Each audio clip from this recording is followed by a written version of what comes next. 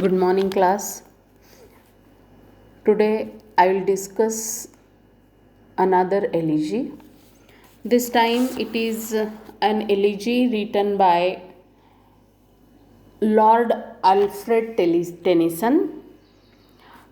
Tennyson belongs to the Victorian age in the history of English literature. The period between 1830 and 1900 is known as the Victorian age in the history of English literature. It is because Queen Victoria was the monarch of England, ruler of England during this period. The title of this elegy is In Memoriam A H H, and it is canto 21st, canto 21. This is the title of Tennyson's poem that we are going to study in this video. Now these initial letters AHH stand for Arthur Henry Hallam. He was the closest friend of the poet Alfred Tennyson when he was a student of Cambridge. When he was a student of the Eton College, Cambridge, Tennyson and Hallam were great friends. Unfortunately, Hallam died very young in the year 1833, and he was just 22 at the time of his death. And as we know that elegy is a poem in which the poet laments over the death of somebody near and dear to him.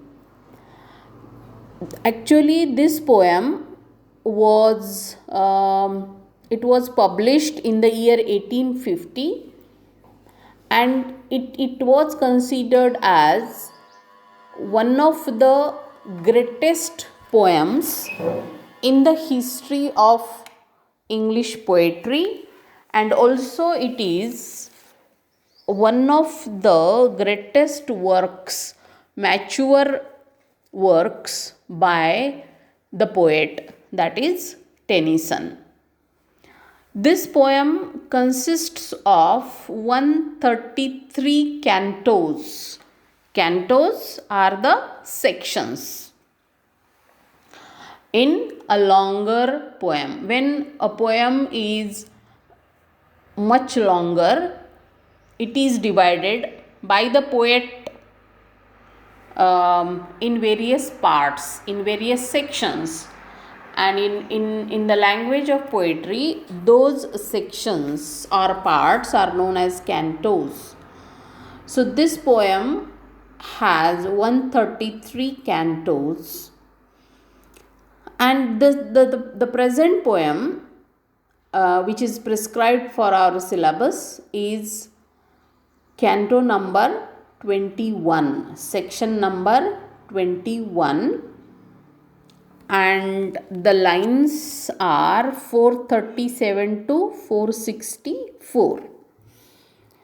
Apart from this poem, that is In Memoriam, Tennyson wrote many other great works of poetry like Ulysses, Idylls of the King, various sonnets. So he was a great poet of the Victorian age. He was such a great poet that sometimes the Victorian age is also known as Age of Tennyson. Let us read the poem line by line and try to understand the meaning and how the poet expresses his feelings for his dead friend, that is Arthur Henry Hallam, in this elegy. The poem this canto consists of 7 stanzas of 4 lines each. In fact, all the stanzas in this long poem are made up of 4 lines, that is the quartet or quatrains, and in each and every stanza the rhyming pattern ABBA is followed. Okay, so this poem consists of 7 stanzas. Let us read the poem line by line, stanza by stanza. I read the first stanza.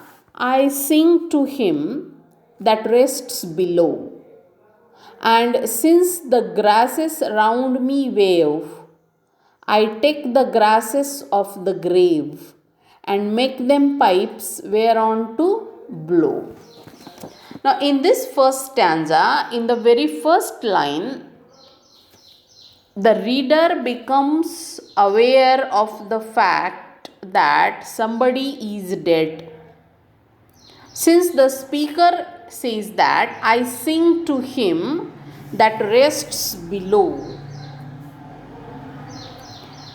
I sing to him that rests below means that is somebody is buried in his or her grave. Somebody is lying under the ground in the grave. I sing to him, and the speaker says that I am singing to that person who is dead and buried below, that is in the grave. I sing to him that rests below, and since the grasses round me wave. So the speaker is sitting in a cemetery, that is a graveyard, and he is looking at the grass around him waving. Wave means dolne. Since the grasses round me wave, I take the grasses of the grave. And he says, I take the grass from the grave of the person who is buried there, and make them, and who is that person? His friend Arthur Hallam, and make them pipes. Pipes are the tube-like musical instruments, vadyayate, and make them pipes whereon to blow. And he says, I take the grass and I use that grass as my musical instrument, and I blow, I play on my music, I play on that grass my sad music. That is his poem or his elegy and his song of lament, poem of lament. So in the first stanza, we have a person, that is the speaker, sitting by the side of the grave of his friend, and he says, I am singing a song with and I take the grass as a kind of musical instrument, as a kind of pipe. The traveler hears me, second stanza. The traveler hears me. Now let us read the second stanza. The traveler hears me now and then. So he says the travelers are there, the people are there passing by, and they listen to me now and then. And sometimes harshly, severely, in a cruel manner, and sometimes harshly will he speak, and sometimes some person may say that. Now the next 2 lines are in double inverted commas. These 2 lines are in double inverted commas. So these are the words of that traveler who is looking at this person singing this elegy for his dead friend. And that traveler may say that this fellow, this person, that is the speaker, would make weakness weak. He is making weakness further weak, more and more weak, weaker and weaker. This fellow would make weakness weak and melt the waxen hearts of men. Waxen means as smooth or pale as the waxen. So he says this fellow is singing the song, emotional song, and with the help of this song he is trying to melt. He is making people more and more emotional and weak. So this is the second stanza. Third stanza. Another answers. There is another traveler, another person going from that side, and he may say, let him be. Another person may say, let him sing his song. He loves to make parade of pain. So this is the criticism by the people. And another person may say that this man loves to make parade. To make parade means to make a show of our emotions in order to impress others, to display something, to impress the people. So another person may criticize him that this speaker, he loves to make an exhibition, to make a display, parade of his own sorrows, his own pains, that with his piping he may gain. With his piping is the high pitched voice or the musical note, or when somebody is playing the pipe, that is the musical instrument, that with his pipe and that with his strong with his music, sad music, with his piping he may gain to obtain something, gain the praise that comes to constancy. So another person may criticize him that this fellow, that is the speaker who is singing a sad song, he wants to make display of his emotions, or he is revealing, disclosing, showing his sorrow to the world, so that the world may praise him as a constant person, as a loyal person, loyal in friendship, or a faithful person, faithful in friendship. The praise that comes to constancy. Constancy is the quality of being faithful. Then as the next stanza says, there is a third person. A third is worth. The third is wrath. Wrath is anger. The third is wrath. Is this an hour for private sorrow's barren song? There is another person and he may be angry, and he may criticize the speaker that this is not the time for the display of personal emotions, personal private sorrows, barren song. Barren means not fertile, fruitless, without any purpose. For private sorrows, barren song. So somebody may think that this is not the time to display, to show, or to talk about your personal miseries or personal sorrows, because when more and more the people throng, when more and more people throng together, to come together, to make a crowd. When more and more the people throng, the chairs and thrones of civil power, this is the reference to social and political disturbances in England at this time, that is around 1850, there were so many political social disturbances, movements going on, and one person may think that this is not the time to make show off, to make a display of your personal sorrows, because the world is full of social and political disturbances and people are coming together for changes in the society and for the political power. Next stanza, that is the fifth one. A time to to make somebody feel disgusted, to make somebody feel hateful.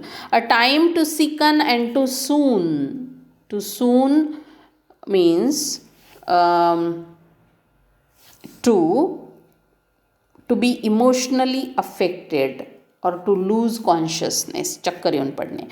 A time to sicken, it is the time to feel disgusted and to lose consciousness, because when science reaches forth her arms, now there is the figure of speech personification here, because science is considered as a human being. So this is the age of science, the speaker wants to say, and here it is another important feature of the literature of the Victorian age, because it was the time of Victorian period, was the time of industrial revolution, it was the time of capitalism, and it was the time of various scientific inventions, discoveries. On the one hand there was science, on the other hand there was God and religion. So it was a very disturbing period in the history of mankind. So it was, on one hand there are the concepts like love and God and friendship and spirituality and religion, and on the other hand there were the scientific discoveries. When science reaches forth her arms to feel from world to world, so science is coming out with various kinds of discoveries day by day, and charms, attractive qualities, the power to impress others, to fascinate others. Her secret from the latest moon. So even so, they, because of scientific inventions, people, the scientists and the world, they are getting knowledge of various things like the moon also. So science is trying to find out answers for each and every secret of nature. So these are the so up to this time we have read the stanzas, second, third, fourth and fifth stanzas. So these four stanzas describe how the speaker is criticized by people and they feel that it is not the time for the show of personal sorrows. Now this sixth stanza is without the quotation mark, without the double inverted comma. So these are the words of the speaker. Sixth and this seventh stanza, these are the words of the speaker. And now he says, behold, he says, look, you speak an idle thing. Idle, without any foundation, baseless, without any purpose. Behold, you speak this word a is the archaic form, is the equivalent of you. It means you. Behold, you speak an idle thing. So the speaker is addressing the people who are criticizing him, and he says that you are talking baseless things. You never knew the sacred dust. He says, you never know the sacred dust. Now here the sacred dust is the dust on the grave of his friend's dust on his friend's grave. So he says, this is the sacred dust. This is the dust of which is there, dust म्हणजे धूळ, the dust on the grave of my beloved friend. You never knew the sacred dust, I do. But he says, I know, but sing because I must. And he says, I must sing. I must show my emotions in my song, in my elegy, and pipe. I must play on this. To pipe here means to play the musical instrument. I must sing and I must play my musical instrument, but as the linnets sing. So I must play like the linnet. Linnet is a small European bird which is brownish and grayish in color. So he says, the linnets are singing, those birds are singing, and I must sing my song too. And one is glad. And he says, one linnet, one bird is glad, her note is gay. The note, the sound of her singing, linnet's singing, is gay, is full of joy, is full of happiness. For now, because now her little ones have ranged means arranged in a row or to move freely. He says, her little ones, that is the children of that linnet, they are moving freely. That's why she is happy and she is singing her song. And one is sad, but he says another linnet, another bird, that may be the speaker himself, her note is changed. He says the note of another linnet is changed. It is not happy because her brood is stolen away. Because her brood means children, members of the family, the little ones. So he says there are two linnets, one is singing happy notes, one is singing happy songs, because her little ones are moving freely, and another linnet is there, another bird is there, that is singing sadly because her younger ones, her children, are stolen away, and stolen away by death. They are dead. So here comes the end of, or the last line of this elegy by Lord Alfred Tennyson, and it is In Memoriam A H H, canto 21, which was published in 1850 in the memory of his close friend, of his dear friend, In Memoriam A H H, that is Arthur Henry Hallam. So this is one of the excellent examples of elegy as a form of poetry in the history of English literature. Here the poet, the speaker, is lamenting upon the death of his close friend who died at the age of 22, and the name of that friend was Arthur Henry Hallam, and the poet friend is Alfred Lord Tennyson. Thank you.